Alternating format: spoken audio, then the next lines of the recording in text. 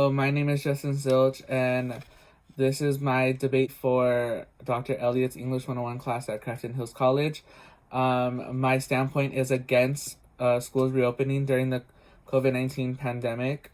My claims will be school building issues, transmission of and transmitting issues, as well as parental perspectives, as well as and teachers' perspectives.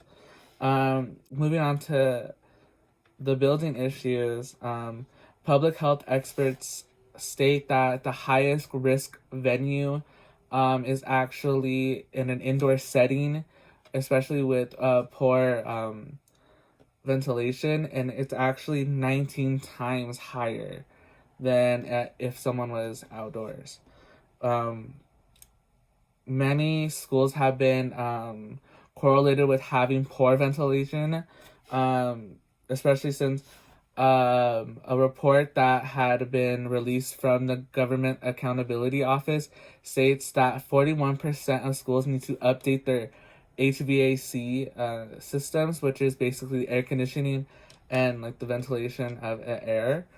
Um, the American Lung Association has actually stated that school buildings hold 4 times as more people than a regular standard office building, which shows that even the rooms are small, but they still need to, and they still do hold at least 30 to 40 people in a singular classroom.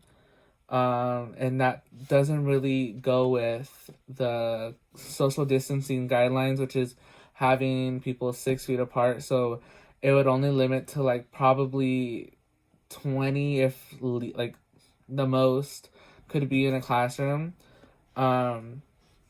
This would be moving on to like teachers' perspectives, because a lot of teachers have a lot of uh, opinions in regards to these like talks of reopening schools. A teacher has stated that cleaning just wouldn't suffice because the virus can be airborne for hours at a time. And the instructions of the classroom would be less effective because they aren't able to have like materials to assist in the teaching, or they can't have a collaborative discussion because group work is just not, it doesn't seem fitting, especially during a pandemic. That also coincides with teachers expressing concern for the environment that the classroom would have, because teachers have stated that usually they would like their classrooms to be more friendly and uplifting and upbeat, and they believe that with the with the pandemic guidelines and public safety guidelines, that it would be a very strict and serious environment for the classroom, and that could also be a sort of distraction or like weariness to even understand and obtain the information that they would be learning in the classroom. Some teachers have actually even stated that they wouldn't even want to be in the classrooms.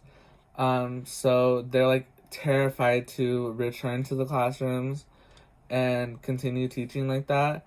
This could also go with parental perspectives, because a lot of parents have stated that they're scared to send their children to these schools for 6+ hours a day, weekly, because they don't know who they'd be in contact with in that day, or if the school is up to standards, which they probably would not be because of the poor ventilation as stated earlier.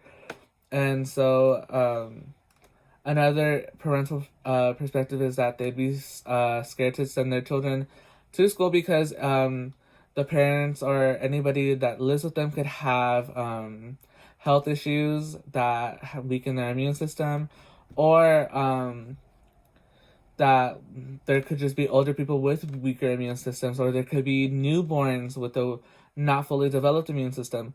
So sending children to school is very dangerous, because it also younger people are less likely to immediately show symptoms of the virus when they obtain them.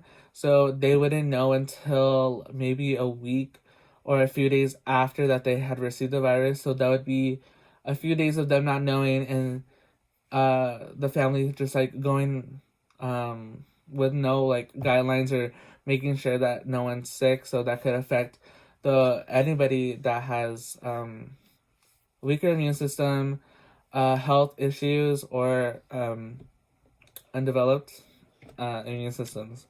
Moving on to like the transmission, because we had already started talking about some of it.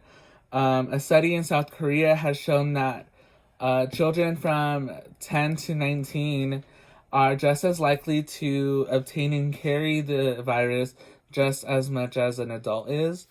Um, the faculty is also put at a very high risk because they are adults, and some of them may be older and have a weaker immune system at the time, or some can have existing health problems that also weaken their immune system. In support of that, the Kaiser Family Foundation stated that 1 in 4 teachers are more likely to have a serious illness if they get the virus. So it would be the virus on top or a serious illness on top of the virus. People can recover from COVID-19. However, it is a known fact that even after the fact that they could have the virus, there are still long-term and permanent effects that your body would have afterwards. So, a personal anecdote is that a family member in my personal family has actually had the virus and has gotten over it, thankfully. But they do need to have an inhaler with them at all times, just because their respiratory system isn't that great anymore, and they are somewhat of an older person. So it does affect you guys as long term and permanently. So it would be very upsetting to have younger adults or younger kids getting the virus, and then even having these long term effects afterwards, because it's kind of unfair just because it might not have been even their choice to be sent to school. So that's also another little perspective. On the somewhat bright side of the schools not reopening, I feel like with the online learning, it does allow students to kind of have somewhat of a break, just because this year of 2020 has been hectic, especially with the pandemic.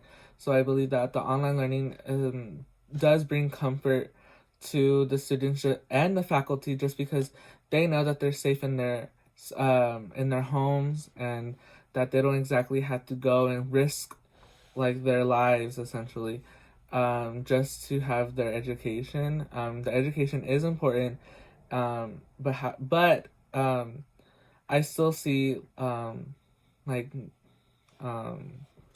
to close this debate, I would like to say that currently in a few states, or in many states, online learning has been the way that students can learn and go to school. That route does seem to be the safest, especially now during the pandemic, and I believe it should be implemented until the pandemic is over or has been contained. Just because due to students being able to feel comfortable in their own home rather than the environment, because even teachers have stated that the environment would be very like cold feeling and very serious. So students and faculty being able to stay in their homes where they know that they're safe and can feel comfortable is probably the best route. A lot of people on the other side state that home learning actually creates a lot of social anxiety and other mental issues, health issues.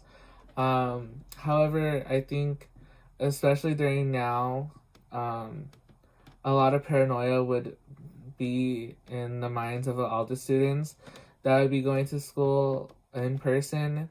So I think that that kind of falls through, because wouldn't you feel unsafe and scared and very paranoid while you're going to school during to a pandemic where you meet at least with 30 people a day weekly, and you don't know where they go, you don't know what they do, you don't know anything about the other people essentially. You can be cordial with them, but however, you don't know exactly what they do on a day-to-day basis. So that is also a very dangerous thought, and I believe that being somewhat anxiety ridden or antisocial just for now is somewhat beneficial. Also, with online learning, they are still in contact with other people. Just because it is not an in person meeting, it doesn't exactly mean that the students will become more antisocial. It'll just mean that in person, maybe mannerisms might be somewhat different. But I believe that could be easily fixed with just learning and growing up and maturing. But overall, I'd like to close out with just recapping my claims, which were schools are not really up to date and are safe to have to be open during the pandemic, just because there's poor ventilation, not enough rooms, as well as putting the faculty and the students in danger just to be learning when they could be doing it online. The transmitting issues would be that the study in South Korea had found that children are just as likely to hold and carry the virus just as much as an adult is, from the perspectives that matter, which are essentially the teachers, students, and parents. A lot has stated that they're nervous and scared to send or go to school and work or learn, just because they're unsure of if they're unsure of their safety, and that's very understandable.